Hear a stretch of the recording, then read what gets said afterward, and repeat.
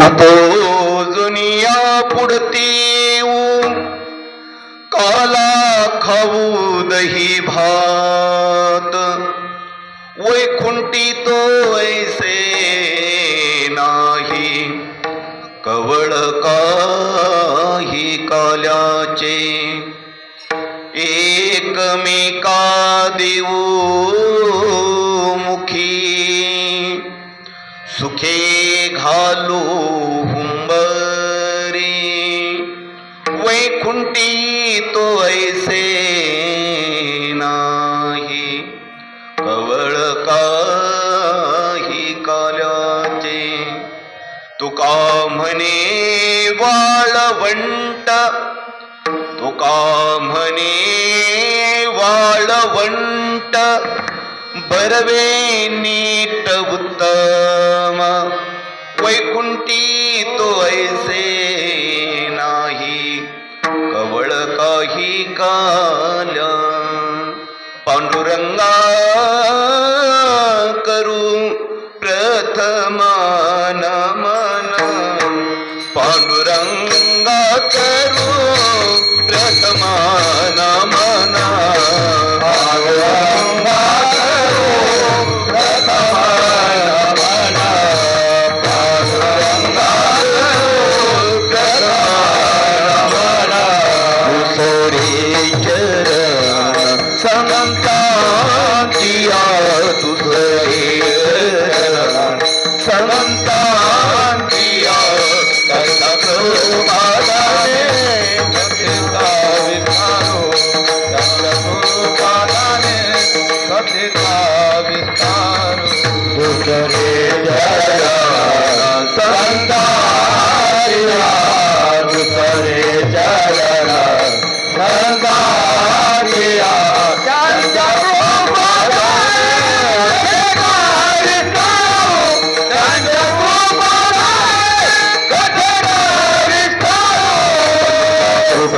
मनुसरे चरण संतांच्या त्यांच्या कृपादाने कथेचा विस्तारो बाबाजी सद्गुरुदास तुका ओम नमो ज्ञानेश्वरा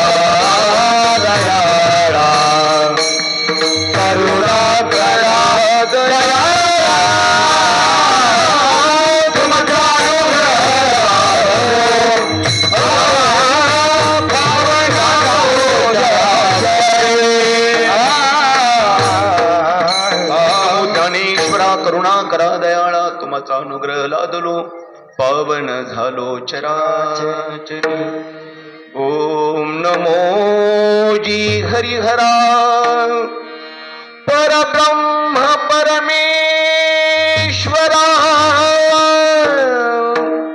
सद्गुरु पूर्ण अवतारा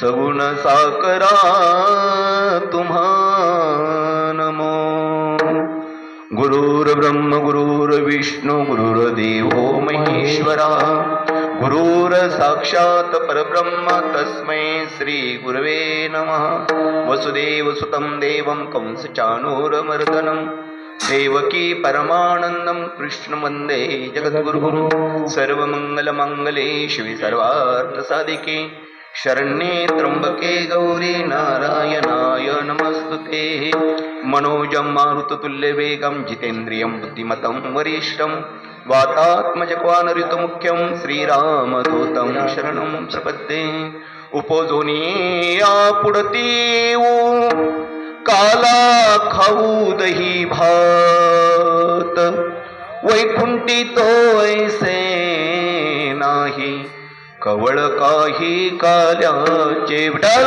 विठाल विठाल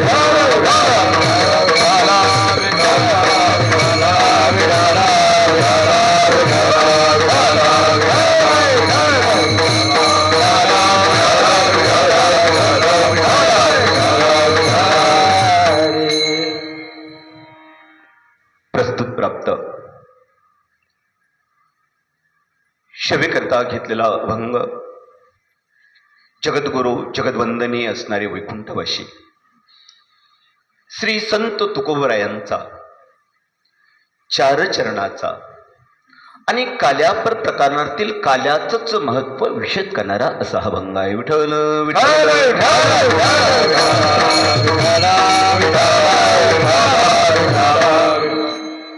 या अभंगाचा सरळ सरळ अर्थ किंबहुना भावार्थ जर सांगायचा ठरला तर तुकोबरा सांगतात की हा जो दही भाताचा जो काला आहे, हा दही भाताचा काला खाण्यासाठी आम्ही परत त्या ठिकाणी जन्माला त्या ठिकाणी उपजोनिया पुढती येऊ काला खाऊ दही भात. हा दही भाताचा काला खाण्यासाठी आम्ही परत त्या ठिकाणी जन्माला येऊ. मग जन्माला येऊ म्हणतात त्या ठिकाणी तुम्ही कुठं आहे, तर तुकोबरा म्हणतात आम्ही वैकुंठाला आहे. मग वैकुंठामध्ये असा काला नाही का, तर वैकुंठामध्ये असा काला नाही. वैकुंठी तो ऐसे नाही कवळ काही काल्याचे. असा वैकुंठामध्ये बाकी सर्वचे सर्व काही वैकुंठामध्ये, पण असा काला मात्र वैकुंठामध्ये नाहीये. किंवा असा दही भाताचा त्या ठिकाणं काला स्वर्गामध्ये वैकुंठामध्ये नाहीये. नवीन नवीन त्याच्याही पुढे जाऊन जगद्गुरु तुकोबराय त्या ठिकाणी सांगतात की एकमेकांच्या मुखामध्ये घास भरवण्याचं महत्भाग्य तेही असणार ते वैकुंठामध्ये नाही, ते यावं याच मृत्यू लोकामध्ये. एकमेका देऊ मुखी सुखे घालो हुंबरे. एकमेकांच्या मुखामध्ये घास भरवण्याचं महत्भाग्य ते याच मृत्यू लोकामध्ये त्या ठिकाणं वैकुंठामध्ये त्या ठिकाणं नाहीये. नवे नवे या असणाऱ्या मृत्यू लोकामध्ये जे वाळवंट आहे ते बरव नीट उत्तम अशा प्रकारचं आहे की जे पेरलं त्याचीच उगवणी असणाऱ्या वाळवंटामध्ये होते. असं हे सुंदर अशा प्रकारचं वाळवंट किंवा सुंदर अशा प्रकारचा हा नरदेह त्या ठिकाणी आपल्याला भगवंताने दिलेला आहे. ते स्वर्गामध्ये ते सुख कदापि आपल्याला त्या ठिकाणी पाहायला भेटणार नाही आणि म्हणून आम्ही परत त्या ठिकाणी जन्माला येऊ असं तुकोबरा म्हणतात. असा हा अभंगाचा सरळ सरळ अर्थ किंबहुना भावार्थ आपल्या पुढे मांडला. विठ्ठल विठ्ठल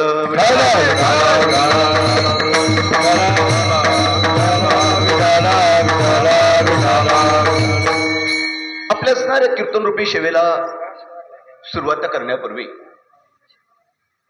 थोडासा परिहार द्यायचा म्हणजे तो असा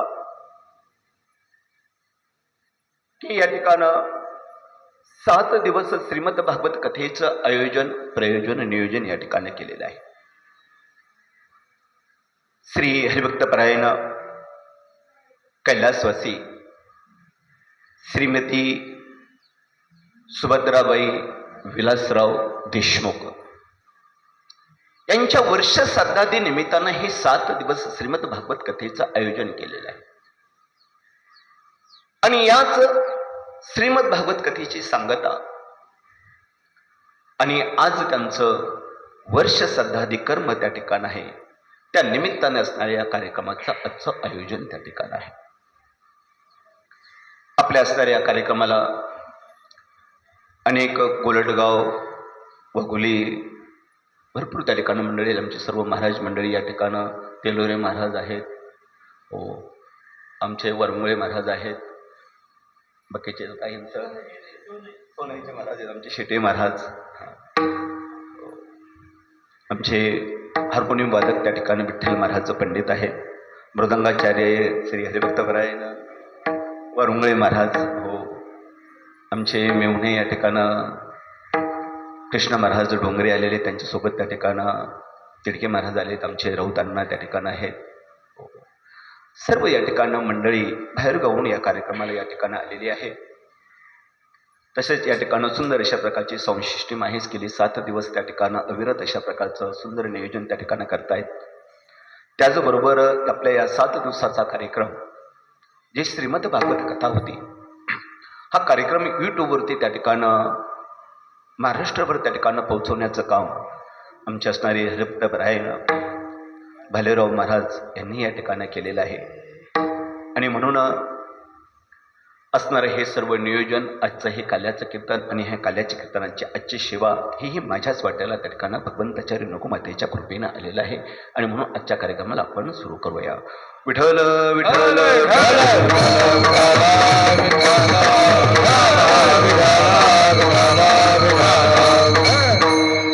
प्रस्तुत अभंग त्या ठिकाणं तुकोबरायांचा आहे, काल्या प्रकारातील आहे आणि काल्याचं महत्व विशद करणारा असा हा अभंग त्या ठिकाण आहे. मग काल्याचं कीर्तन, मग त्या ठिकाणी काल्याचं कीर्तन म्हणजे काला म्हणजे तरी नेमकं काय? कारण काल्याचं कीर्तन म्हणजे त्या ठिकाणी एक परिपूर्णतेचं कीर्तन त्या ठिकाणी त्याला म्हटलं जातं. जसं मंदिर आहे, मंदिराच्या चारही भिंत त्या ठिकाणी पूर्ण झाले, पण कळश रोहन जर झालं नाही, त्याचा कळश जर स्थापन झाला नाही, तर ते मंदिर पूर्ण झालं असं म्हटलं जात नाही. म्हणजेच मंदिराची परिपूर्णता जर कशाच असेल तर त्या मंदिराच्या कळसामध्ये आहे. गंगेची परिपूर्णता, ती गंगा त्या ठिकाणी समुद्राला जाऊन मिळण्यानंतर तिची परिपूर्णता होते. गंगेचा उगम त्या ठिकाणी डोंगरातून त्या ठिकाणी होतो. खळखळ खळखळ वाहत त्या ठिकाणी अनेकांना त्या ठिकाणी पावन करीत त्या ठिकाणी चालते. पण जोपर्यंत ती समुद्रात जाऊन मिळत नाही तोपर्यंत तिचं धावणं मात्र त्या ठिकाणी चालू राहतं. जेव्हा ते समुद्राशी त्या ठिकाणी जाऊन मिळते, समुद्राशी एकरूप होते, तेव्हा तिचं धावणं त्या ठिकाणी थांबतं, कुंठित होतं, किंबहुना तिचं धावणं, तिची परिपूर्णता त्या ठिकाणी तिथेच त्या ठिकाणी होते. विठ्ठल विठ्ठल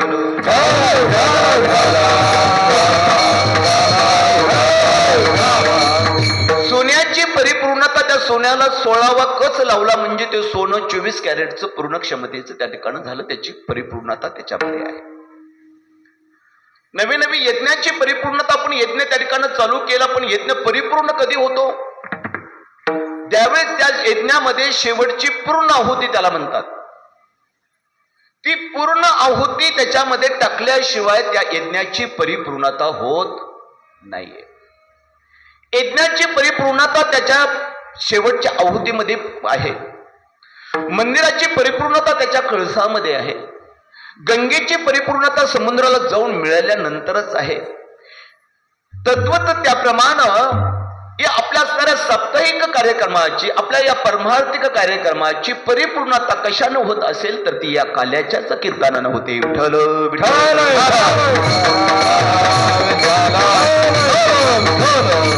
मग या सप्ताहाची, या परमार्थाची, या परमार्थिक कार्याची परिपूर्णता काल्याच्या कीर्तनानं होत असते.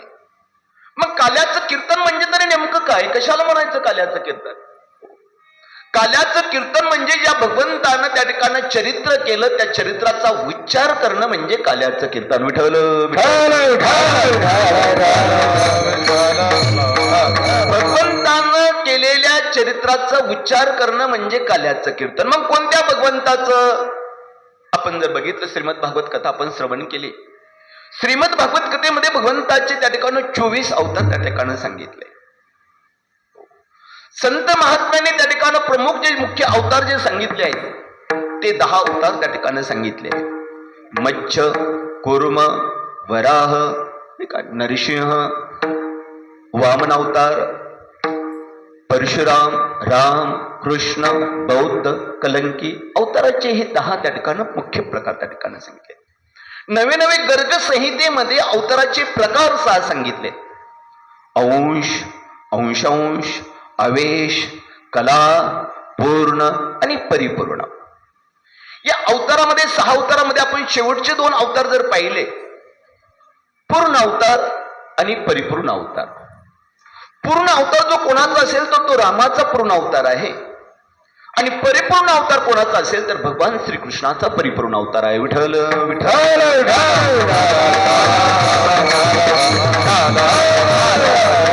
मग पूर्ण अवतार त्या ठिकाणी कशाला म्हणायचं? तर त्या ठिकाणी जो शूर आहे, जो वीर आहे, जो बलाढ्य आहे, तो ताकदवान आहे, सगळं कार्य करण्याची ताकद क्षमता ज्याच्यामध्ये त्या ठिकाणी आहे, परंतु निर्णय घेण्याचं स्वातंत्र्य मात्र ज्याला नाही त्याला म्हणायचं पूर्ण अवतार, त्याला राम अवतार. विठ्ठल.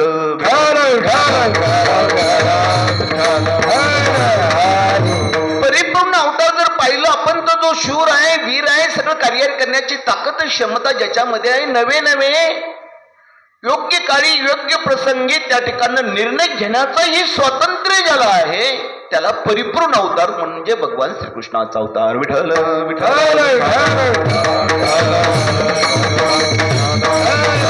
पूर्ण अवतार म्हणजे त्या ठिकाणी राम अवतार त्या ठिकाण आहे.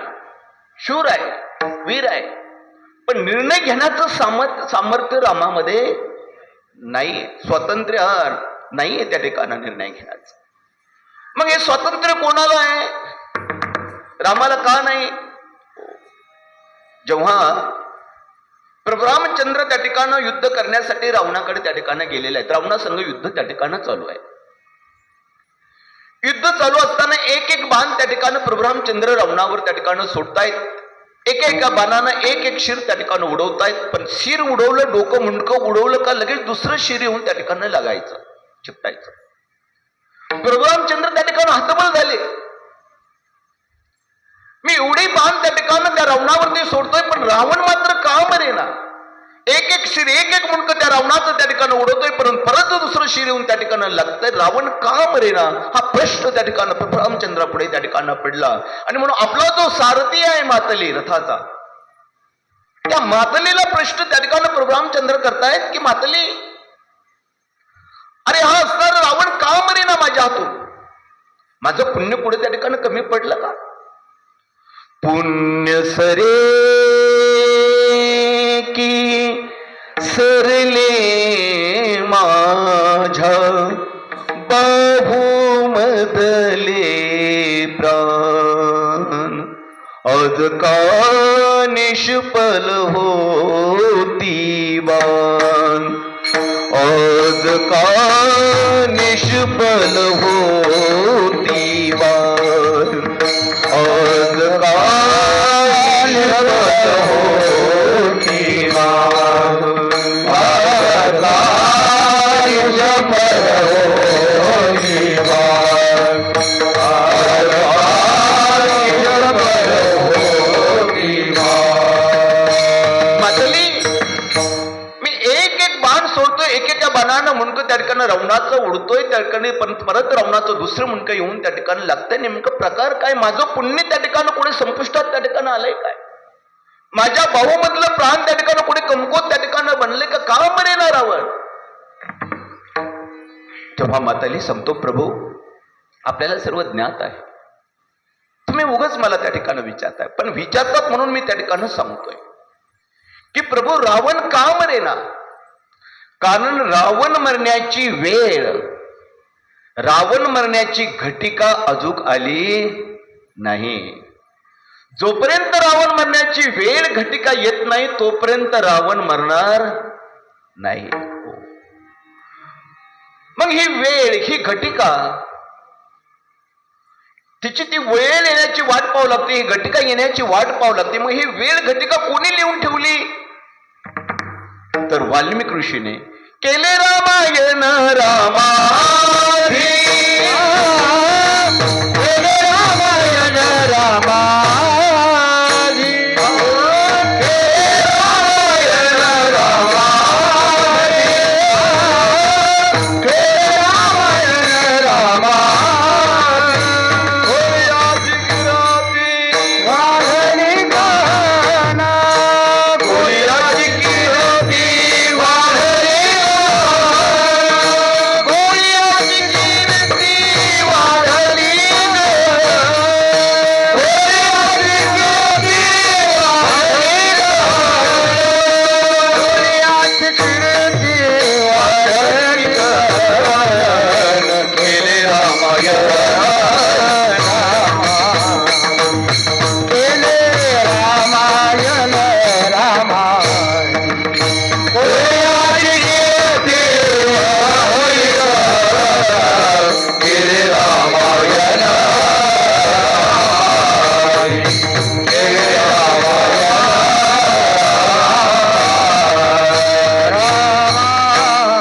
गोळ्याची कीर्ती वाढली गण, केले रामायण रामादी. प्रभू रामचंद्र जन्माच्या अगोदर 12,000 वर्ष त्या ठिकाणी वाल्मिक ऋषीने रामायण लिहिलं.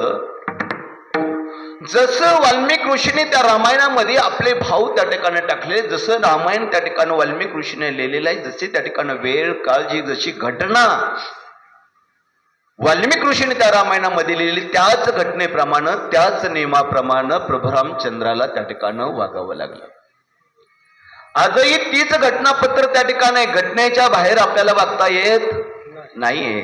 जसे घटना डॉक्टर बाबासाहेब आंबेडकरांनी त्या ठिकाणी लिहून ठेवली, त्याच घटनेप्रमाणे आपल्याला वागावं लागतं. मग मंत्री असू द्या, पंतप्रधान असू द्या, राष्ट्रपती असू द्या, कोणीही असू द्या, घटनेचा अवलंब त्या ठिकाणी करावा लागतो, तद्वत त्याप्रमाणे. हो, कारण आपली लोकशाही आहे. लोकशाहीमध्ये स्वतःचा निर्णय किंवा हुकुमशाही त्या ठिकाणी करता येत नाहीये. तद्वत त्याप्रमाणे रामायण काळामध्ये त्या ठिकाणी वाल्मिक ऋषीने त्या ठिकाणी अगोदर 12,000 वर्ष रामायण त्या ठिकाणी लिहिलं. त्याच रामायणामध्ये त्याच तसे भाव वतले, त्याच पद्धतीनं प्रभू रामचंद्राला वागावं लागलं, बोलावं लागलं, चालावं लागलं.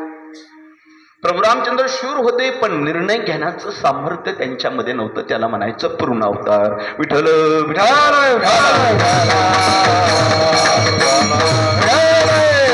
अवतार आहे म्हणजे तो म्हणजे भगवान श्रीकृष्णाचा अवतार, परिपूर्ण अवतार, त्याला पूर्णोत्तम अवतार असं त्या ठिकाणी म्हटलं गेलेलं.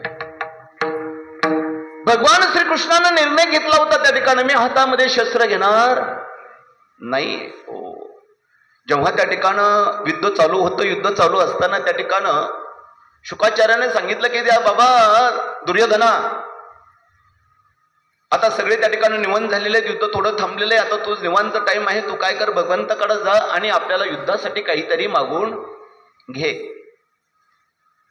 भगवान परमात्मा त्या ठिकाणी झोपल्याचं त्या ठिकाणी सोंग केलं, तर भगवान परमात्मा झोपले होते. त्या ठिकाणी दुर्योधन गेल्यानंतर त्या ठिकाणी बघितलं तर भगवान झोपलेले आहे.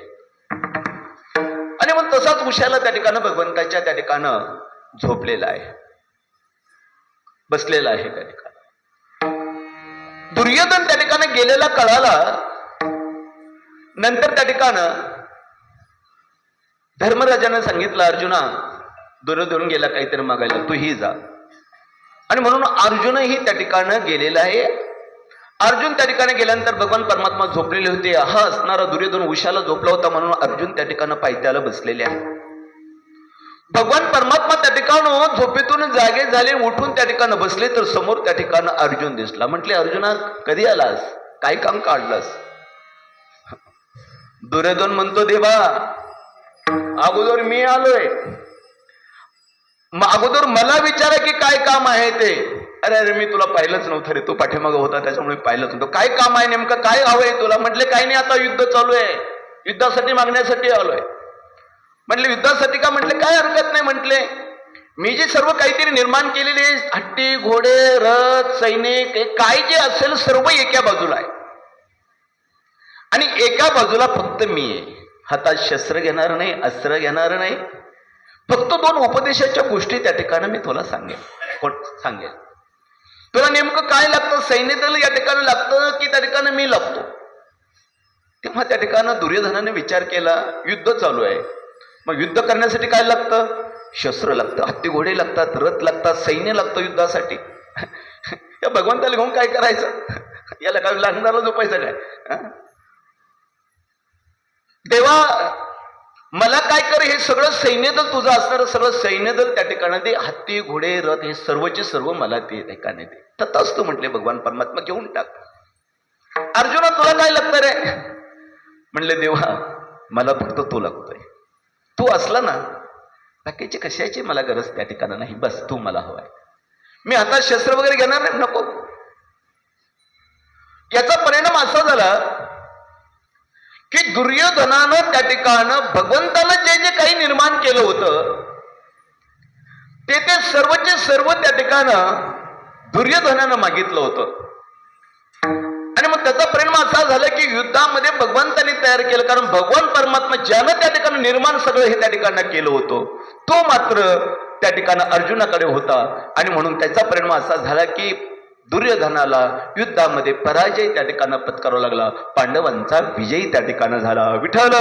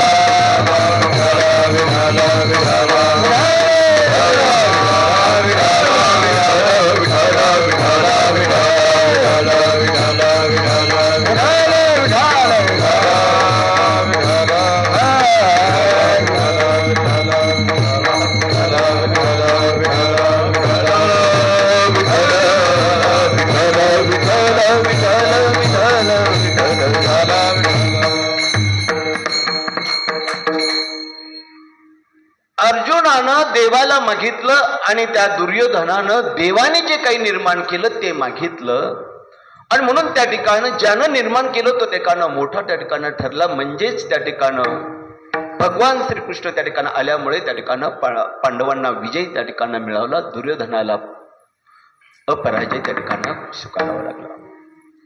भगवंतानं निर्णय त्या ठिकाणी घेतला होता. त्या ठिकाणी सांगितलं होतं की मी फक्त 2 हिताच्या गोष्टी सांगेल, त्या ठिकाणी मी शस्त्र अस्त्र हातामध्ये घेणार नाही. पण योग्य वेळ त्या ठिकाणी आली, त्या वेळेला शस्त्रही भगवंताला हातामध्ये त्या ठिकाणी घ्यावं लागलं. विठ्ठल विठ्ठल.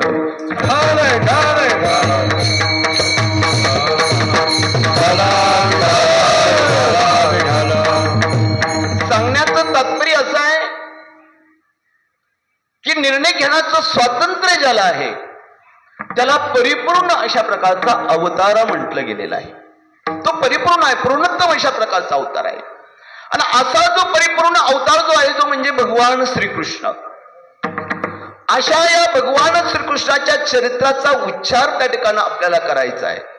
आपल्याला काय करायचं? भगवान श्रीकृष्णाच्या चरित्राचा उच्चार त्या ठिकाणी करायचा, त्याच्या चरित्राचा त्या ठिकाणी उच्चार करायचा. चरित्र आपल्याला त्या ठिकाणी पाहायचंय, आचरण मात्र त्याचं करायचं नाही. विठ्ठल विठ्ठल. आपण श्रीमद भागवत कथेमध्ये बघितलं की श्रीमद भागवत कथा ग्रंथ असा आहे की त्या ठिकाणी आपण जीवनामध्ये त्या ठिकाणी आल्यानंतर त्या ठिकाणी मरण्याच्या वेळेस कसं आपण मरावं हे श्रीमद भागवत कथा आपल्याला त्या ठिकाणी सांगते. आपण जीवन कसं जगावं हे श्रीमद भगवत गीता आपल्याला त्या ठिकाणी सांगते. आपण जीवन त्या ठिकाणी जीवनामध्ये आल्यानंतर कसं वागावं हे आपल्याला रामायण त्या ठिकाणी शिकताय. आणि आपण आपल्या स्वतःच कसं भागावं हे आपल्याला महाभारत शिकवतंय. विठ्ठल विठ्ठल.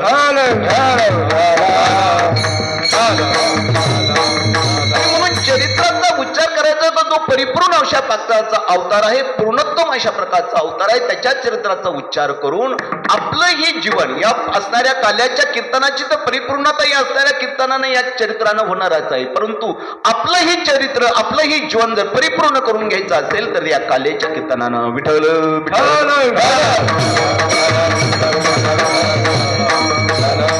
भगवंताच्या चरित्राचं त्या ठिकाणी काय करायचं?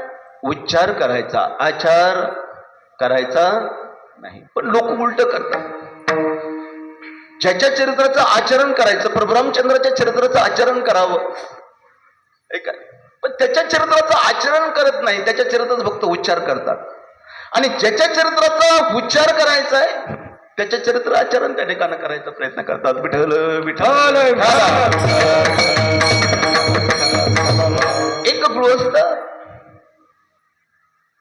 मंदिरात त्या ठिकाणी कथा कीर्तनाला गेला, घरी गेल्यानंतर घरी आला आणि घरी आल्यानंतर कॉटवरती झोपला. बायकोवाली म्हटली, अहो पोरं सोरं जेवायची राहिलीत, लवकर उठा, त्यांना जेवायचं, तुम्ही लवकर जेवून घ्या. पण हा काय तोंडावरली चादरच बाहेर काढेना, बाजूलाच काढेना. त्यांनी म्हणले, अहो तुम्हाला झालंय काय? तुम्हाला कोणी बोललं का? कोणाला तुम्ही तोंडाला रागवलं का? तुम्हाला कोणी? तुम्ही काय उठाना? काय तुम्हाला काय हवंय का सांगा ना. पण असं काय त्या ठिकाणी तोंडावर चादर घेऊन झोपलाय?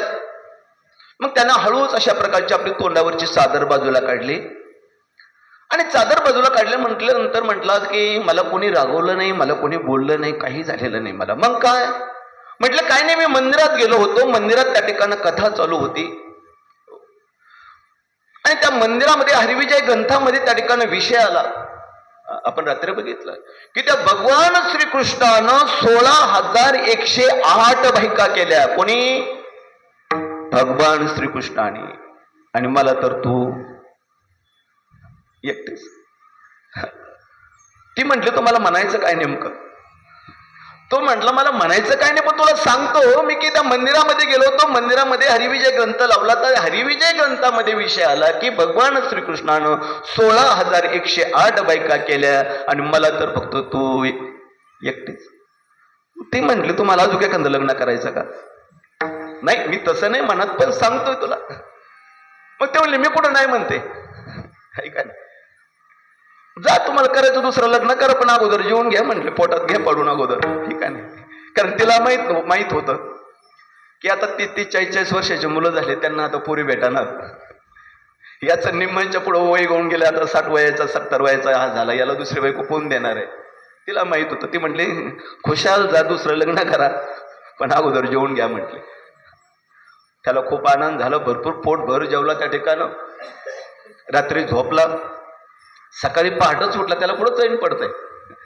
सकाळी पहाटे त्या ठिकाणी उठला, आंघोळ स्नान त्या ठिकाणी केलेले असणारे इस्त्रीचे कपडे त्या ठिकाणी पांढरे फॅक त्या ठिकाणी घातलेले आहेत, आणि सगळ्याला पोरी बघायला. दिवसभर पोरी त्या ठिकाणं बघत होता. 5 वाजले.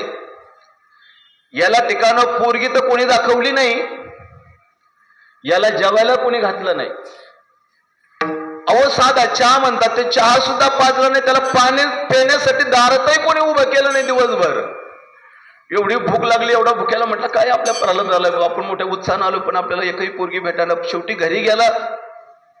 घरी गेलो, भूक लागली होती, पोटात खळबळ त्या ठिकाणी झाली होती. गेल्यानंतर म्हटला, बघितलं आतमध्ये, घरात जाऊन पाहतोय तो बायको कॉटवर झोपलेली.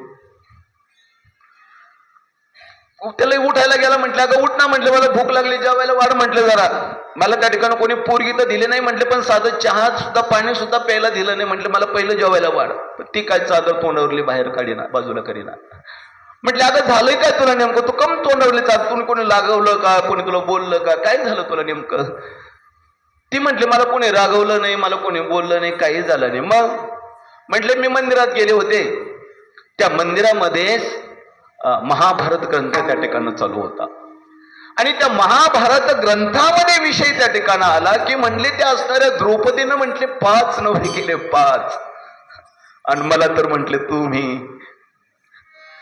तेव्हा म्हटलं तुम्हाला म्हणायचं काय, तुला म्हणायचं काय नेमकं. नाही मला म्हणायचं नाही म्हटले काही, पण मी सांगते तुम्हाला की मंदिरात मी गेले होते, महाभारत ग्रंथ चालू होता, आणि त्या ग्रंथामध्ये विषय आला की त्या द्रौपदीनं म्हटले 5 नवरे केले, आणि मला तर तुम्ही. मग तो म्हटला अगं ती द्रौपदी कुठं, तू कुठं. मग ती म्हटली अहो तो भगवान श्रीकृष्ण कुठं, तुम्ही कुठं. त्या भगवंतानं 12 अग्नी गाव असणारा अग्नी गिळंकृत त्या ठिकाणी केलाय. स्वमुखे मेदिनी देवे उचलिली, स्वमुखे मेदिनी देवे उचलिली, स्वमुखे मेदिनी देवे उचलिली, मुख सोडली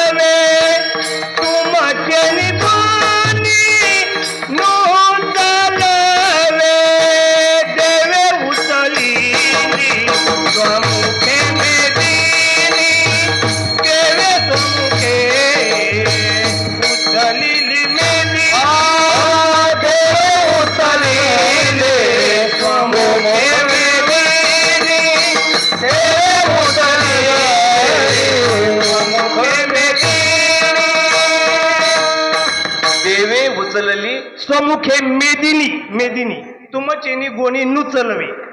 मेदिनी पृथ्वी, तुमचेनी गोणी नुचलताना त्या ठिकाणं 12 गावाचा अग्नी गिळंकृत केला. नवे पृथ्वी माता गोवर्धन पर्वत करंगळीवरती त्या ठिकाणं उचवलं. आपल्याला कोणाला उचलले भगवंत, आपण बघितलं गोवर्धन पर्वतची पूजा आपण केली. भगवंत म्हटला नुसते डोळे झाकले सगळ्यांनी, तर स्वतः भगवंतानं त्या ठिकाणं पर्वत त्या ठिकाणं उचवला, आणि त्याला त्या ठिकाणी करंगुळी लावली, म्हणते लावा म्हणे आता काठ्या. आपलं काम आहे का तसं नाहीये. आपल्याला साधं त्या ठिकाणी एखादं दगड सुद्धा इकडं तिकडं करा म्हटलं तर होत नाही. आणि म्हणून त्या भगवान श्रीकृष्णाच्या चरित्राचं आपण त्या ठिकाणं आचरण करायचा प्रयत्न करायचा नाही. आचरण करायचं तर प्रभू रामचंद्रांचं एक वचने, एक पत्नी, एक बाणी, मातृप्रेम, पितृप्रेम, बंधुप्रेम, प्रजर जगतः, हा सर्व गुण संपन्न असणारा म्हणजे प्रभू रामचंद्र, त्याच्या गुणाचं आचरण करावं. आणि भगवान श्रीकृष्णाच्या चरित्राचा काय करावा, उच्चार त्या ठिकाणं करावं. की ज्या भगवंतानं अनेक अशा प्रकारच्या लीला करून त्या ठिकाणं काला त्या ठिकाणं केलेला आहे. आणि असा जो भगवंतानं त्या ठिकाणं काला केलेला आहे, हा काला खाण्यासाठी त्या ठिकाणं तुकोबराय म्हणतात की आम्ही परत त्या ठिकाणं जन्माला येऊ. अभंगाचं प्रथम चरण. उपदोनिया पुढती उपदोनिया पुढती उपदोनिया पुढती उपदोनिया पुढती उपदोनिया पुढती उपदोनिया पुढती उपदोनिया पुढती उपदोनिया पुढती काला खाओ दही भात काला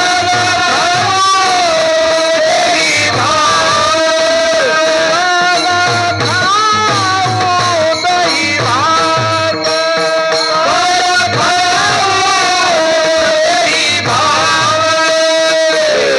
वैकुंठी तो आईचे नाही वैकुंठी तो आईचे नाही वैकुंठी तो आईचे नाही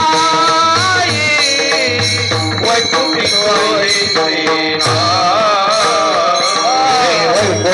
तो आईचे नाही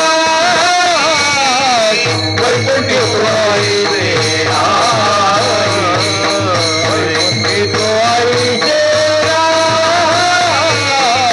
वैकुंठी तो आईचे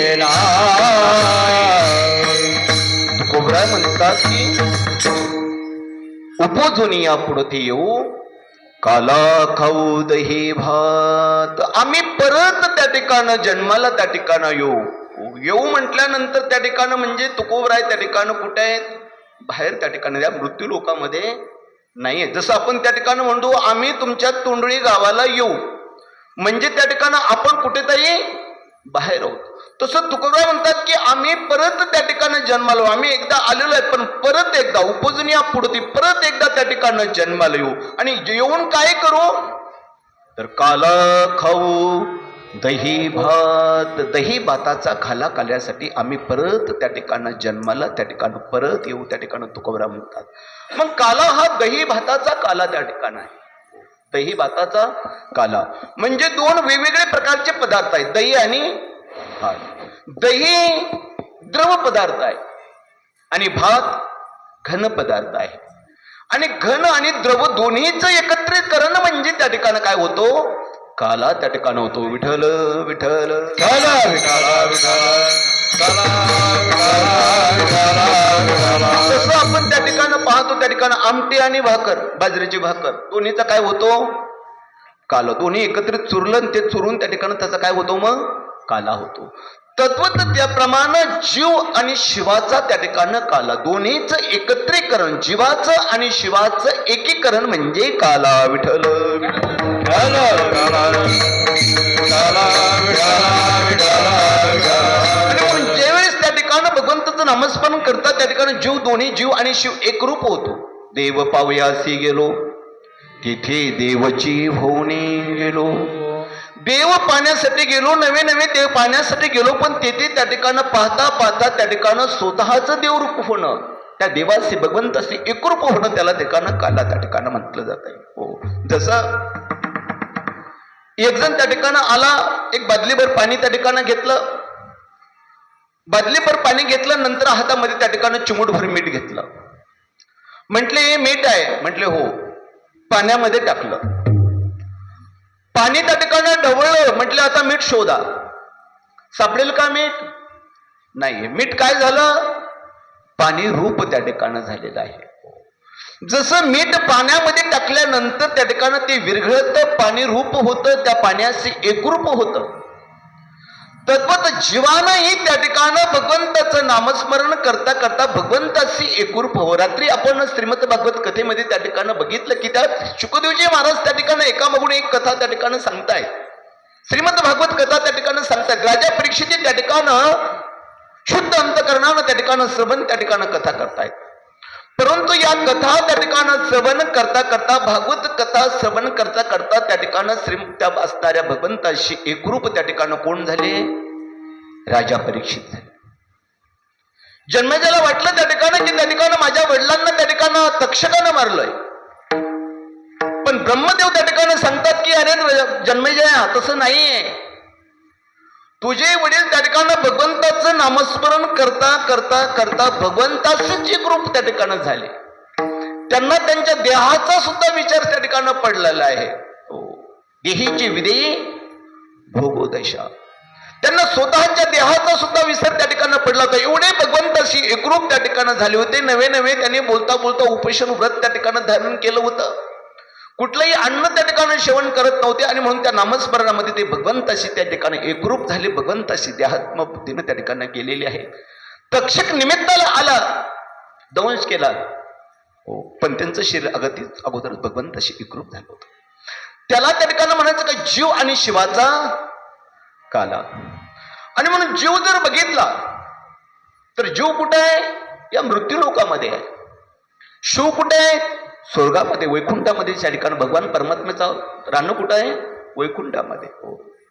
स्वर्गीचे अमर इच्छिताची देवा मृत्यू लोके व्हावं. त्या ठिकाणी देव स्वर्गामध्ये आहे, वैकुंठामध्ये आहे. जीव मात्र या ठिकाण आहे. आणि म्हणून या जीव आणि शिवाचं एकत्रित होण्यासाठी देवाला त्या ठिकाणी किंवा या जीवाचं सुख उपभोगण्यासाठी एकरूप होण्यासाठी देवाला त्या ठिकाणी हे सुख भोगण्यासाठी कुठे यावं लागलं? मृत्यू लोकामध्ये. या सुखा कारणे देव वेडावला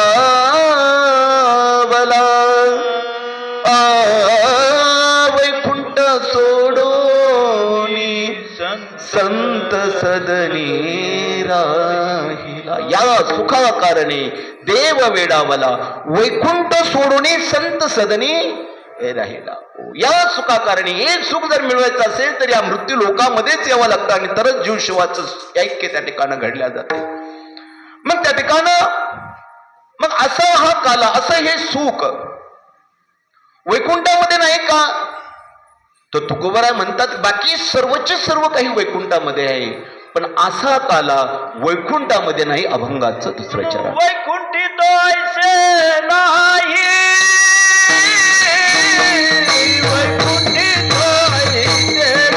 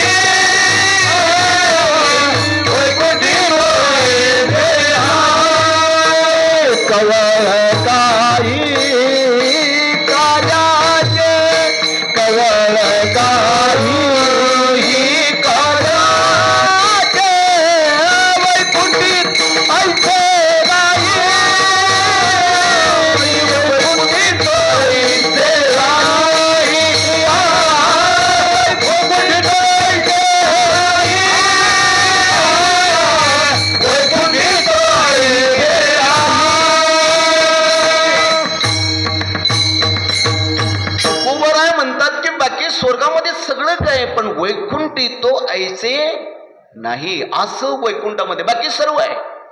चिंतामणीच्या खाणी आहेत. एक चिंतामणी आपल्याकडे असेल तर कुठल्याही प्रकारची चिंता करण्याची गरज नाही. असा एक नव्हे तर चिंतामणीच्या खाणी आहेत. परिसाच्या सडका आहेत. आपल्याकडे जर एक परिस असेल तो जर लोखंडाला लावला तर लोखंडाचंही सोनं होतं. असा एक परिस नव्हे तर परिसाच्या सडका स्वर्गामध्ये आहेत. कामधेनूंची कल्प आहेत, कल्पची कल्प. कल्पतरूंची अनेक अशा प्रकारची झाडं फळा फुलाने भरलेली आहे स्वर्गामध्ये. कल्पतरू त्या ठिकाणी माऊली म्हणतात की कल्पतरू तळवटी जो कोणी बैसला काय उणे त्याला सांगा. माऊली म्हणतात की कल्पतरूच्या झाडाखाली जो कोणी बसला त्याला कुठल्याही प्रकारची कमतरता नाही, कुठल्याही प्रकारची उणीव नाही. त्यांनी फक्त कल्पना करायची.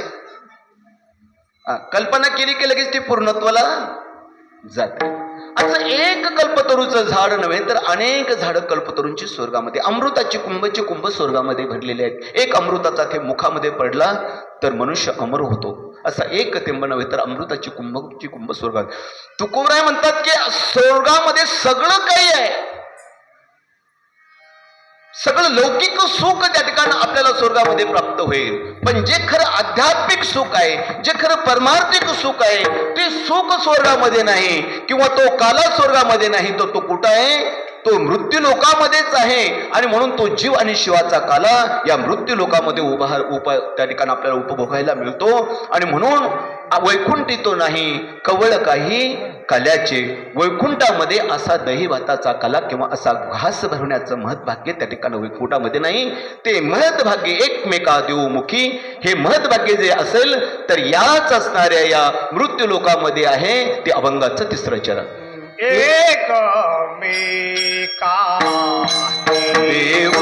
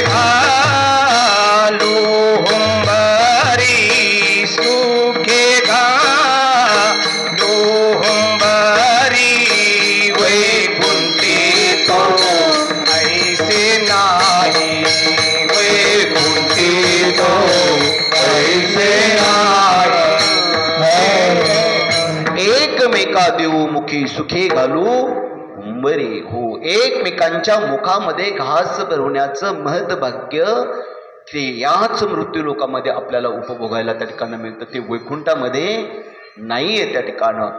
आणि म्हणून हे प्रेम, कारण तुकोबराय म्हणतात की आमचा जो मृत्यू लोक आहे, आमचे जे लोक त्या ठिकाणी आहेत तर ते अप्पलपोटे त्या ठिकाणी नाही आहेत. अप्पलपोटे म्हणजे त्या ठिकाणी घराचं कुलूप, घराचा दरवाजा लावायचा, दारात भिकारी आला तरी त्याला काही वाढायचं नाही, कुत्रा आला तरी त्याला तुकडा टाकायचं नाही, घराचं दार लावायचं आणि घरामध्ये त्या ठिकाणी गुलाबजामुनाचं जेवण करायचं. तुकोबराय म्हणतात आमचा असणारा हा वारकरी संप्रदाय तसा अप्पलपोट्या नाहीये. आपण त्या ठिकाणी बघितलं आहे का नाही? बालशिमा दादांच्या घरी त्या ठिकाणी सुना त्या ठिकाणी धाव त्या ठिकाणी वळतायत, हे काय? घ्या पोळी, नको नको म्हटलं तरी खायला त्या ठिकाणी भेटताय. आमच्या गोरडगावला तीच परिस्थिती.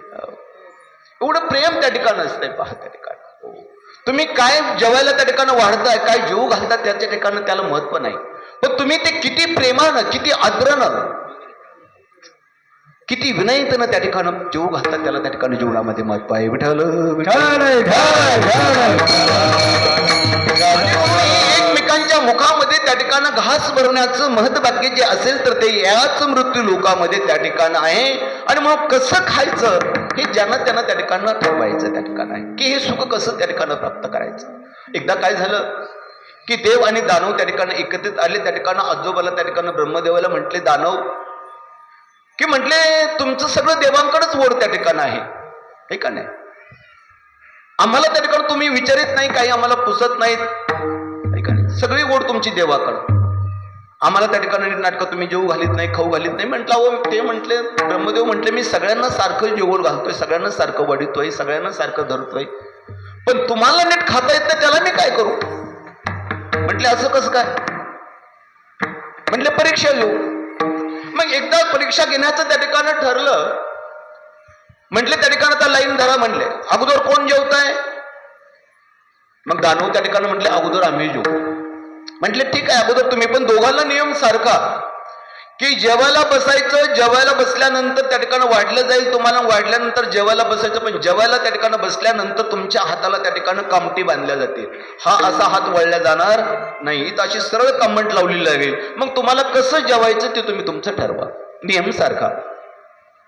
दानव म्हटले आम्ही अगोदर जेवायला बसतो त्या पद्धतीने म्हटले धरा पंक्ती. दानवाने त्या ठिकाणी पंक्ती धरल्या, दोन्हीकडून दोन्ही पंक्ती त्या ठिकाणी धरल्या. सुंदर अशा प्रकारचं भोजन त्या ठिकाणी वाढलेलं आहे, पंचपक्वानाचं जेवण वाढलेलं आहे. आणि वाढल्यानंतर पुंडलिका वर्धे झालं, दानवांना त्या ठिकाणी खायला त्या ठिकाणी सांगितलं. दानवाने खायला सुरुवात केली, ताटामधलं त्या ठिकाणी अन्न घ्यायला लागले आणि खायला लागले, पण खाली तोंडात त्या ठिकाणी हात तोंडात वाकेना, आणि म्हणून तसा घास त्या ठिकाणी वर नेला आणि वरून त्या ठिकाणी सोडण्याचा प्रयत्न त्या ठिकाणी दानवाने केला. 5 मिनिटं झाली, 10 मिनिटं झाली, पण त्या ठिकाणी त्यांची वेळ संपली. परंतु ते टाकलेलं अन्न आता ते तोंडातच जाईल याची शाश्वती नव्हती. ते वरून सोडलेलं अन्न काही इकडं तिकडं पडायचं, काही नाकामध्ये पडायचं, खडसका लागायला लागला, शिंका यायला लागल्या, ठसकू ठसकू बेजारी त्या ठिकाणी झाली. 10 मिनिटं त्यांची पूर्ण झाली, पण त्यांना मात्र जेवण व्यवस्थित करता आलं नाही. म्हटले आता कोण? आता म्हणे देवाला तुम्ही जेवायला बसा. आता दानव म्हटले बघून आता हे कसे ऐका नाही कॉपी करते का काय पाहू आपण. म्हटले बसा त्या ठिकाणी. देवाला बसायला सांगितलं, पण देव मात्र बुद्धिमतम वरिष्ठ, बुद्धिमान देवता. ही बसताना 63चा आकडा करून बसले, जवळजवळ बसले. फक्त पात्र त्या ठिकाणी मध्ये दोघांचे पात्र राहतील एवढीच जागा. बारीक पाय करून तो वाढप्याने जायचं. दोघं 63चा आकडा करून बसले. सगळी पंगत त्या ठिकाणी वाढवली. त्यांना ही पुंडलिका वर्धे त्या ठिकाणी केलं, जेवायला बसा म्हटले. देव त्या ठिकाणी जेवायला बसले. देवांनी काय केलं, समोर एकमेकांच्या बसले होते, त्याच्या ताटातला त्या ठिकाणी घास घ्यायचे आणि तसाच त्याच्या मुखामध्ये घालायचे. इकडल्या देवाने त्या ठिकाणी त्यांच्या ताटातला घास घ्यायचा, त्यांच्या मुखामध्ये भरवायचा. तिकडल्या देवाने इकडला घास घ्यायचा आणि असा इकडल्या देवांना त्या ठिकाणी भरवायचा. 10 मिनिटात अगदी सहजीसहज त्यांनी एकमेकांच्या मुखामध्ये घास भरून त्या ठिकाणी अगदी सहजीसहज त्या ठिकाणी जेवण केलं. देव त्या ठिकाणी जिंकले. आणि म्हणून हे एकमेकांच्या मुखामध्ये जो दुसऱ्यांच्या मुखामध्ये घास घालतो ना, भरवतो ना, त्याच्या मुखामध्ये ऑटोमॅटिक दुसरा कोणीतरी त्या ठिकाणी घालतच असतं, त्या ठिकाणी घालणारच आहे. आणि म्हणून हे महत्भाग्य, एकमेकांच्या मुखामध्ये घास भरवण्याचे हे महत्भाग्य याच मृत्यू लोकामध्ये आपल्याला अनुभवायला मिळतंय, स्वर्गामध्ये नाही. नवे नवे या ठिकाणी या असणाऱ्या मृत्यू लोकामध्ये वाळवंट अशा प्रकारचं आहे की जे त्या ठिकाणी जसं त्या ठिकाणी जे बी पेरलं तेच उगवतं, असं उत्तम चांगलं नीट प्रकारचं त्या ठिकाणी वाळवंट आहे अभंगाचं 4थं चरण. तुका म्हणे वाळवंट, तुका म्हणे वाळवंट, तुका म्हणे वाळवंट,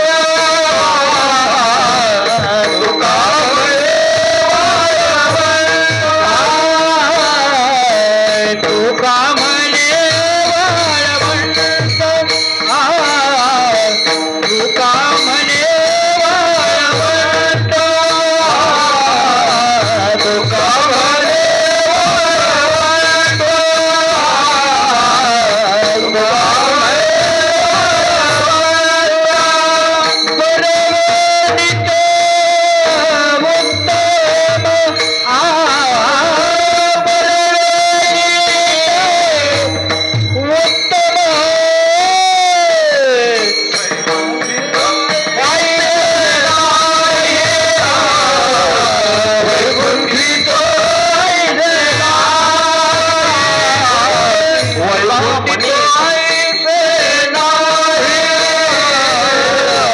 बरवणीत उत्तम,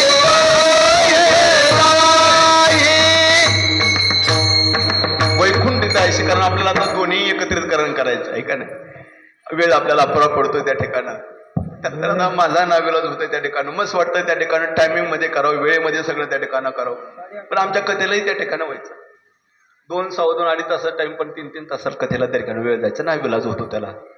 पण भाग्य आहे आमची सगळे वारकरी त्या ठिकाणी शांत असतात.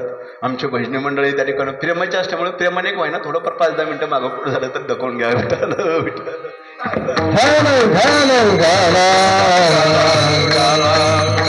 त्यातल्यात महाराजही त्या ठिकाणी आवर्जून आपल्याला त्या ठिकाणी सर्व त्यांचा असणारा कार्यभाग त्या ठिकाणी सोडून आज आवर्जून आज ह्या कार्यक्रमाला उपस्थित राहिले म्हणून त्यांचंही त्या ठिकाणी ऋणत्व त्या ठिकाणी व्यक्त करतो. विठ्ठल विठ्ठल.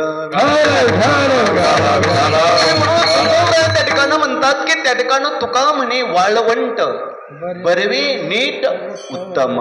हे वाळवंट कसं असतं पा, आपण टरबूजवाडी त्या ठिकाणी वाळवंटामध्ये त्या ठिकाणी आपल्या गंगेमध्ये त्या ठिकाणी लावतो, पण जे बी खोवलं तेच बी उगवतं, कारण त्या वाळवंटामध्ये त्या वाळूमध्ये बाकीचं काही उगत नाही. जे बीज तुम्ही रोवाल तेच त्या ठिकाणी उगतं. तद्वत हा नरदे त्या ठिकाणी उत्तम अशा प्रकारचा आहे. या नरद्यावरती तुम्ही जसे जसे त्या ठिकाणी संस्कार करताल त्याच पद्धतीने ते असं त्या ठिकाणी, कारण भगवंतानं नरदे त्या ठिकाणी, आपण जन्माला आल्यानंतर काही घेऊन येतो का, काही घेऊन येत नाही, पण ज्याच्यावरती जसे संस्कार वाढतात किंवा आपल्या मागच्या जन्मीचं त्या ठिकाणी पुण्य जे असेल, त्या ठिकाणी पाप जे असेल काय किंवा जे काही असेल, माऊली त्या ठिकाणी म्हणतात की आता गरमीचे उरावे तैते सुखदुःखी फळावे तयाचे भोग वया यावे देह.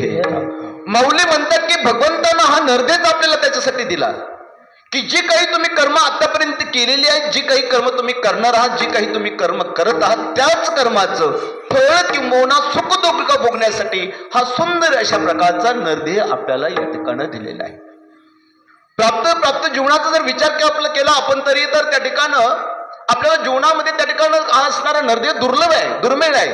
हो, नरदेह दुर्लभ जाणारे वर्षाची गणना. नरदेह हा अत्यंत दुर्लभ अशा प्रकारचा, दुर्मिळ अशा प्रकारचा नरदेह त्या ठिकाणी आहे. नवीन असणाऱ्या नरदेहानं आपल्याला आपल्या जीवनामध्ये सर्व काही प्रयत्नानं मिळवता येतं, परंतु हा जो नरदेह, हे जे शरीर आहे, हे मात्र सहजीसहज मिळवता येत नाही. विठ्ठल विठ्ठल.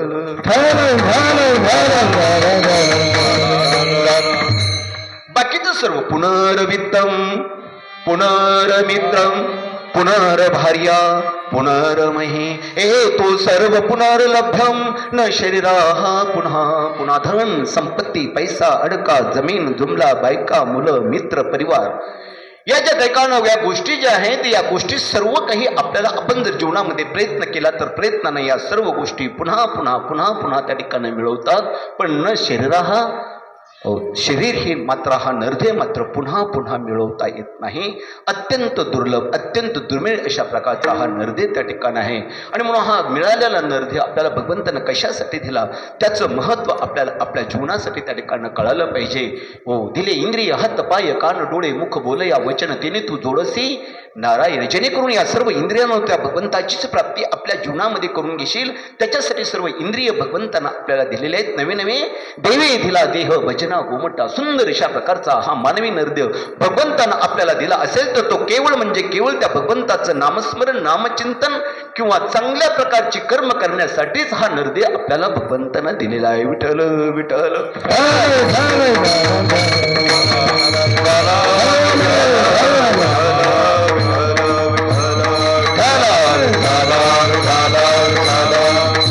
कारण हे कीर्तन आपलं मी रात्री परवा दिवशी सांगितलं की 2 in 1 आजचं कीर्तन आहे.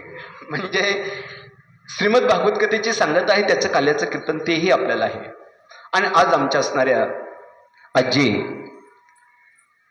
श्रीमती कैलासवासी सुभद्राबाई विलासराव देशमुख यांचं आज वर्ष श्राद्ध पण त्या ठिकाणी आहे. आणि म्हणून दोन्हीचंही आपल्याला एकीकरण त्या ठिकाणी साधायचं आहे. म्हणून या काल्याच्या कीर्तनाबरोबरच हाही मुद्दा आपण एक थोड्या वेळामध्ये घेऊन आपल्या असणाऱ्या कार्यक्रमांची सांगता त्या ठिकाणी करणार आहोत. आणि म्हणून मी सांगत होतो त्या ठिकाणी, काय सांगत होतो, विठ्ठल विठ्ठल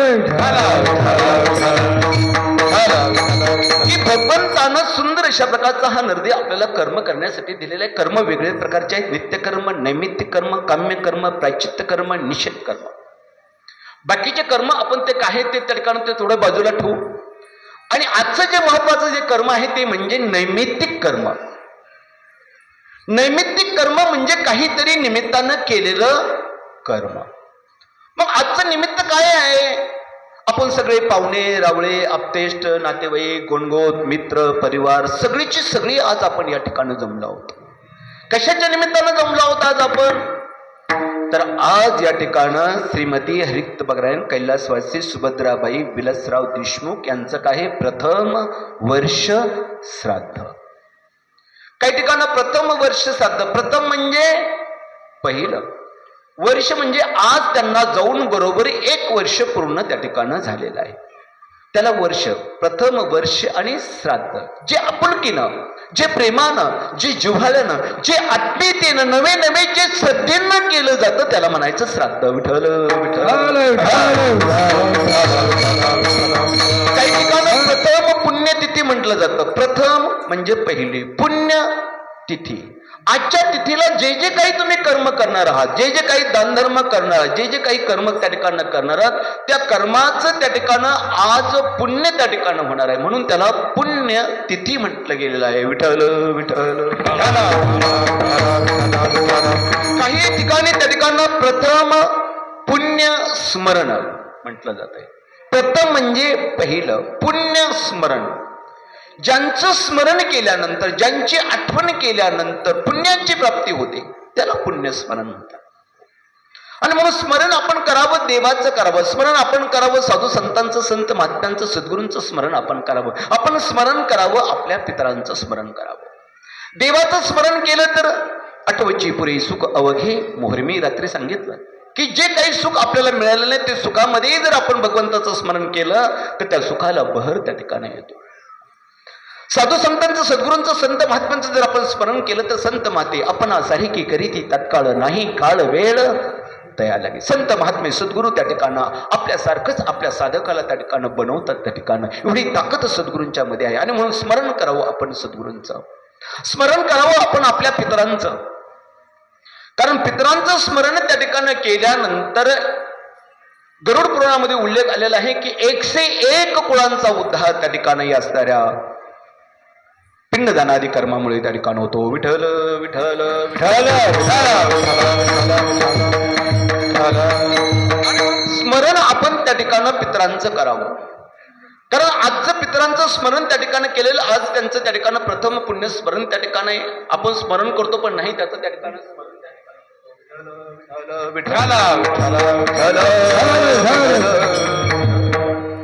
आपण स्मरण करतो. त्या ठिकाणी एक बाई त्या ठिकाणी नदी तीरावरती बसली होती. त्या ठिकाणं धुणं धुत ती बाई त्या ठिकाणी बसली होती.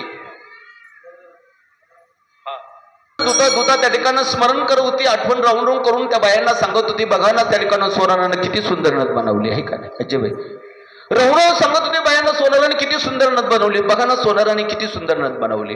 परंतु त्या ठिकाणी वाटेने कबीरदासजी त्या ठिकाणी चालली होती. कबीरदासजी म्हणतात की काय म्हणावं या बाईला. नत बनाये जिस यारने उसे सुमरत बार बार, नत बनाये जिस यारने उसे सुमरत बार बार, नाक बनाया जिस यारने उसे भूल गईनार. काय म्हणावं या बाईला. ज्यानं नत बनवले त्याचं राहून स्मरण करते त्या सोनाराचं, पण हे नत घालण्यासाठी सुंदर अशा प्रकारचं नाक ज्या भगवंतानं परमेश्वरानं बनवलं त्याला विसरली बाई. आणि म्हणून आपण स्मरण करावं, त्या भगवंताचं स्मरण करावं, आपल्या पितरांचं स्मरण आपण त्या ठिकाणी करावं. हो, कारण पितरांचं स्मरण त्या ठिकाणी केल्यानंतर आजच्या या कर्मामुळे आपण आज प्रथम वर्ष श्राद्धा निमित्तानं या ठिकाणी जमलोत. आणि त्या निमित्तानं आज जे कर्म त्या ठिकाणी त्यांचे असणारे चिरंजीव श्री हरिभक्तपरायण शिवाजीराव विलासराव देशमुख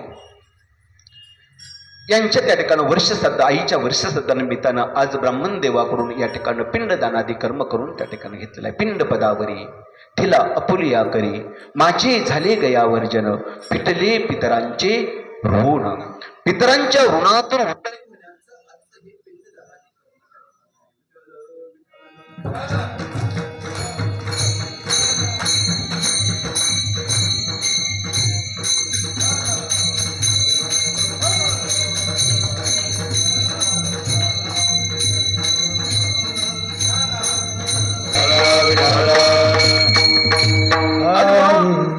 आपल्या आईचं जे वर्षश्राद्ध आहे त्या वर्षश्राद्धाच्या निमित्तानं या ठिकाणी पिंड पदावरी तिला अपुलिया करी, माझे झाले गयावर्जन, पिटले पितरांचे ऋण.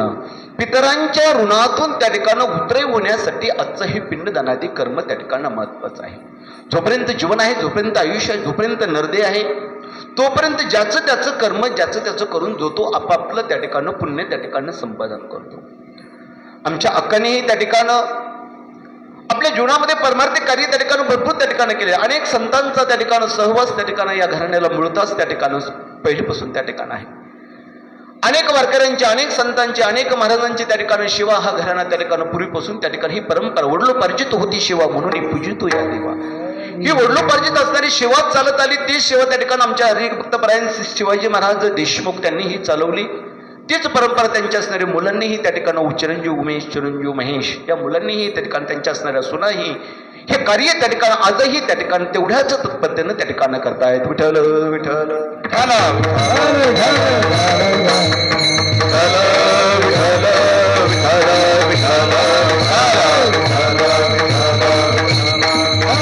जोपर्यंत त्या आईचं त्या ठिकाणी जीवन त्या ठिकाणी होतं तोपर्यंत त्यानं चांगलं अशा प्रकारचं कार्य त्या ठिकाणी आपल्या जीवनामध्ये,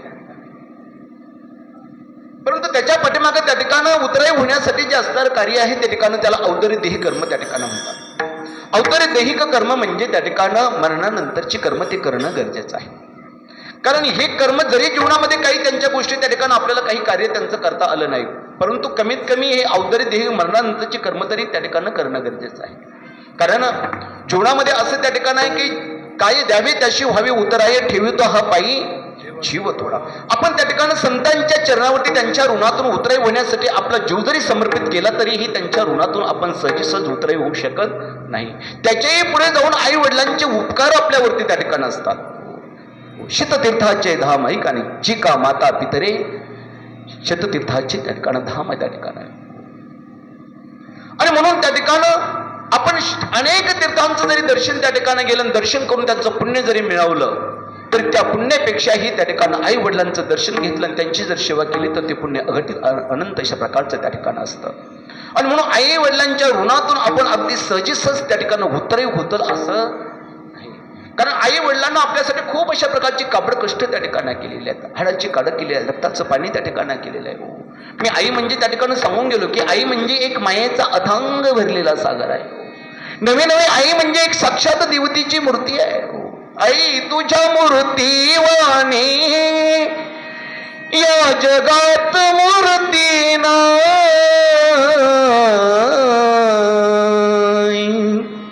आई तुझ्या मूर्तीवाणी या जगात मूर्ती नाही.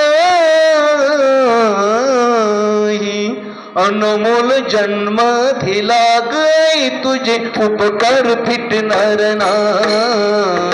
अनमोल जन्म दिला गई तुझे उपकार फिटणार नाही.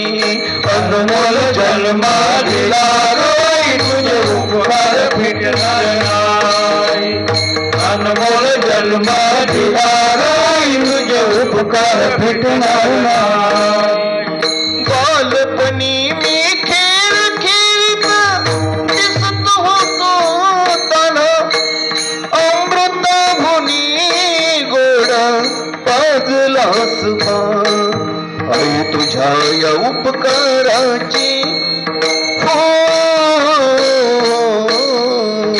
आई तुझ्या उपकाराची कधी जाणीव झाली नाही. अनमोल जन्म दिला गाय तुझे उपकार भेटणार नाही. अनमोल जन्म दिला गाय तुझे उपकार भेटणार नाही. शाळेतून घरी तनाई उशीर मजला होई, गल्लो गल्ली पाहत फिरसी मला तू ग आई.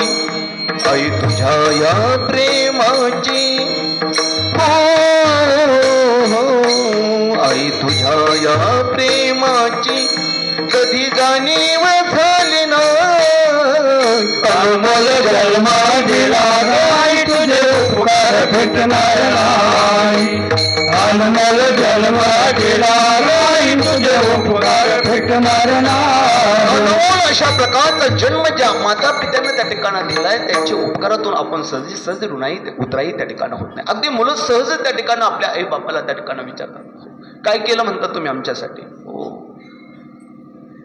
मी नेहमी सांगत असतो. मी एकदा त्या ठिकाणी पैठणमध्ये कीर्तनाला होतो. कीर्तन त्या क्षेत्रामध्ये चालू असताना आई बाप वडिलांबद्दल पुढं बोलल्यानंतर एक असणारे आमच्या गुरुजींसारखे गोलटगावचे सोळंकी गुरुजींसारखे वयोवृद्ध त्या ठिकाणी एक बाबा माझ्यापाशी आले आणि धाय मोकलून रडायला लागले. कीर्तन संपल्यानंतर रडायला लागल्यानंतर मी त्या ठिकाणी म्हटलं बाबा रडता का. म्हटले काय सांगू महाराज, म्हटले मी शिक्षक होतो, म्हटले औरंगाबाद शहरानजीक बीड बायपासला 40 एकर माझी जमीन आहे, 2 बंगले आहेत, मुलगा इंजिनियर केलेला आहे, त्याला मुलगी ही सुनबाई त्या ठिकाणी इंजिनियर म्हणून त्या ठिकाणी बघितलेली आहे. एवढं मी कमवलो, कारण सकाळी उठावं, पूर्वी 10 ते 5 शाळा असायची, सकाळी उठावं, शेतामध्ये जावं, दारे धरावेत, दारे धरायचं काम झालं की शेतातून परत मागं यावं, त्या ठिकाणी पाठीमागं आल्यानंतर त्या ठिकाणी कपडे बदलायचे, शाळेवर 10 ते 5 ड्युटी करायची, ड्युटी संपली की परत त्या ठिकाणं घरी यायचं, घरी आले का कपडे बदलायचे, परत शेतामध्ये काम करायचं आणि परत त्या ठिकाणी घरीचा, असा रोजचा नित्यक्रम. मी एवढं रात्रंदिवस त्या ठिकाणी कुठल्याही पाहुण्या रवळ्यांचा विचार मी आतापर्यंत केला नाही. नवे या पैठण क्षेत्रामध्ये माझी त्या ठिकाणी मुलगी दिलेली आहे, या मुलीकडे सुद्धा मी भेटायला आतापर्यंत आलो नव्हतो. मग जो बाप त्या ठिकाणी आपल्या मुलीकडे जर त्या ठिकाणी भेटायला गेला नाही तर तो पाहुण्या रावळ्याकडे इकडे तिकडे कधी गेला असेल? कोणता पाहुणा बघितला नाही, रावळा बघितला नाही, कोणाचा 10वा बघितला नाही, 13वा बघितला नाही, वर्ष श्राद्ध कुठंच गेलो नाही. रात्रंदिवस माझ्या मुलांसाठी मी त्या ठिकाणी रात्रंदिवस काबड कष्ट त्या ठिकाणी केलीत. म्हटले 40 एकर जमीन त्या ठिकाणी बीड बायपासला जमवली. पोरगा इंजिनियर, पोरगी सुनबाई इंजिनियर. आणि एक दिवस सहज त्या ठिकाणी मुलगा त्या ठिकाणी समोर आल्याने आल्यानंतर म्हटलं की तुम्हाला तरी काय कळतंय? म्हटले काय केलंय माझ्यासाठी तुम्ही? काय केलं म्हटल्यानंतर म्हटले मी पूर्ण त्या ठिकाणी ढिल्ला झालो. म्हटले आता कायच केलं म्हणून काय सांगावं त्या ठिकाणी? म्हटले त्याच मुलाचं प्रत्युत्तर त्या ठिकाणी आल्यानंतर त्याच क्षणी मी त्या ठिकाणी घर सोडलं आणि आज त्या ठिकाणी मी मुलीला भेटायला आज आलोय. आतापर्यंत कोणी बघितलं परिवारासाठी रात्रंदिवस काबड कष्ट केले, परंतु आज जो मुलगाला मी त्या ठिकाणी एवढं कष्ट ज्याच्यासाठी केले तोच म्हणतो तुम्ही काय केलं माझ्यासाठी? असं उत्तर आल्यानंतर आज मी मुलीला भेटलोय आणि आज मी नाथांचं दर्शन सुद्धा आज घेतोय. मी म्हणे महाराज किती केलं पाहिजे त्या ठिकाणी आई वडिलांना आपल्या मुलांसाठी. अहो बाकी काही जरी गेलं तरी पण तुला हे जीवन त्या ठिकाणी दिलंय, आयुष्य जगण्यासाठी तुला जन्म त्या ठिकाणी आई बापाने दिला, तेवढं तरी विसरू नको रे आई बापाला. झिजवली त्यानं काया झिजवून तुझ्या शिरावर धरली सुखाची छाया. विसरू नको रे आई बापांना. आई बापाला कधीही विसरू नका. आई बापांना काय लागतं? म्हाताऱ्या माणसाला किती खायला लागतं? एक भाकर लई झाली त्या ठिकाणी, अर्धी लई झाली, देता आली अर्धी तर द्या, नाही तर चतकूर द्या. चतकूर देता आली तर द्या, नाही तर चतकूर देता आली नाही तर देऊ बी नका. पण फक्त आईला आई म्हणा आणि बापाला बाप म्हणा. विठाल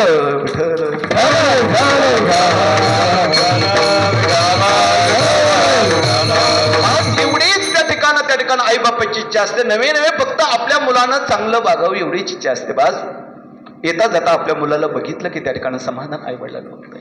आणि म्हणून एवढे काबड कष्ट ज्या आई वडिलांनी आपल्या मुलांसाठी परिवारासाठी हो सबसे बडी हे माँ जग में सबसे बड़ी है माँ, माँ से बढ़कर कोई नहीं रे ओ देत से दुआ पगले सबसे बड़ी है भैरवी माँ. या जगतामध्ये या आयुष्यामध्ये आई म्हणजे एक महान अशा प्रकारचा आहे. स्वामी तिन्ही जगाचा आई विना भिकारी. आणि म्हणून त्या ठिकाणं आपल्या आईसाठी त्या ठिकाणी हे असणारं दादांनी पिंडदानादी कर्म त्या ठिकाणी केलेलं आहे. जीवनामध्ये जे जे काही करता येईल ते गोष्टी तर त्यांनी आपल्या जीवनामध्ये त्या ठिकाणी केलेल्याच आहेत. परंतु जे माठीमागे जे करायचं असतं ते म्हणजे अवतरित देही करणं, कारण जेणेकरून त्या ठिकाणी भगवंताशी एकरूप होण्यासाठी.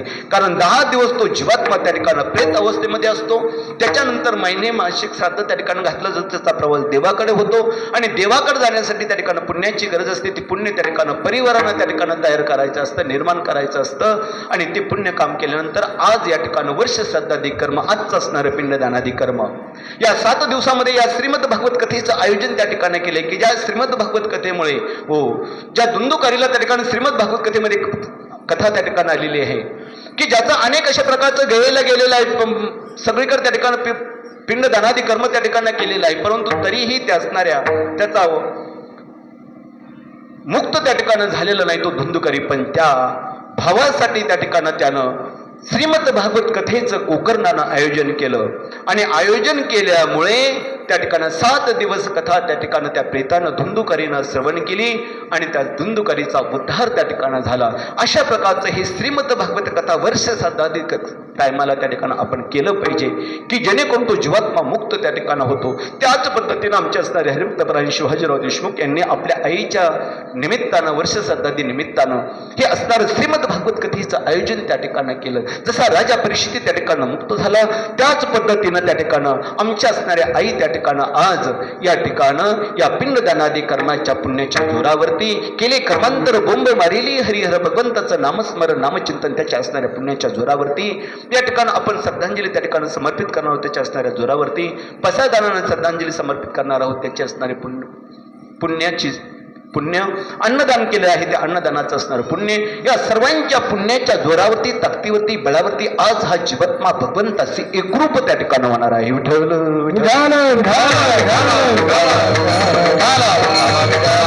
एकरूप होईल का देवाशीच मिळेल का तर देवाशीच मिळेल इतरत्र कुठेही जात नाहीये. आपण आपल्या पहिली पत्रिकेमध्ये काय लिहितो कैलासवासी वैकुंठवासी स्वर्गवासी असंच पत्रिकेमध्ये लिहितो ना. नरकवाशी कोणी पत्रिकेत लिहितो का हो नाही लिहित. नरकवाशी कोणी पत्रिकेत लिहित नाही आणि नरकाला कोणी जातही नाही. तुम्ही म्हणता महाराज असं काय म्हणता हो कारण जो जिथून आला तो तिथे जातो. हे काय शरीर हे पंचमहाभूताचं आहे. पृथ्वी आग तेज वायू आकाश पंचमहाभूताचं शरीर आहे. जाळलं तर राख होते पुरलं तर माती होते.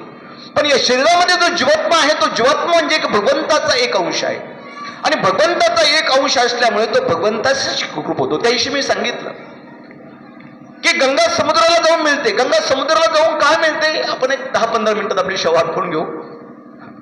गंगा समुद्राला जाऊन मिळते. गंगा समुद्राला जाऊन काय मिळते तर गंगेचा उगम समुद्रामधून आहे. कारण गंगेचं त्या ठिकाणी समुद्रामधून बाष्पीभवन होतं. बाष्पीभवन झाल्यानंतर त्याचे योग्य ढग तयार होतात. ढग तयार झाले की त्याचं रूपांतर पावसामध्ये होतं. पाऊस पाणी जमिनीवरती पडतो. जमिनीचं पाणी ओढ्याला लागतं. ओढ्याचं पाणी नदीला लागतं. नदीचं पाणी गंगेला लागतं आणि गंगेचं पाणी त्या ठिकाणी समुद्राला त्या ठिकाणी लागतं. आणि म्हणून या ठिकाणी गंगा समुद्राला जाऊन का मिळते तर त्या ठिकाणी गंगेचा उगम हा समुद्रापासून आहे. तत्वत त्या ठिकाणी हा जो जीवात्मा आहे तो जीवात्मा म्हणजे एक भगवंताचा अंश आहे आणि भगवंताचा एक अंश असल्यामुळे तो भगवंताचेच एकरूप होतो इतरत्र कुठेही जात नाही. आणि म्हणून जीवात्मा हा भगवंताशी एकरूप हो हीच भगवंताच्या चरणी भगवान श्रीकृष्णाच्या चरित्र करून त्या ठिकाणी आपल्या शिवेला पूर्णविराम देऊ.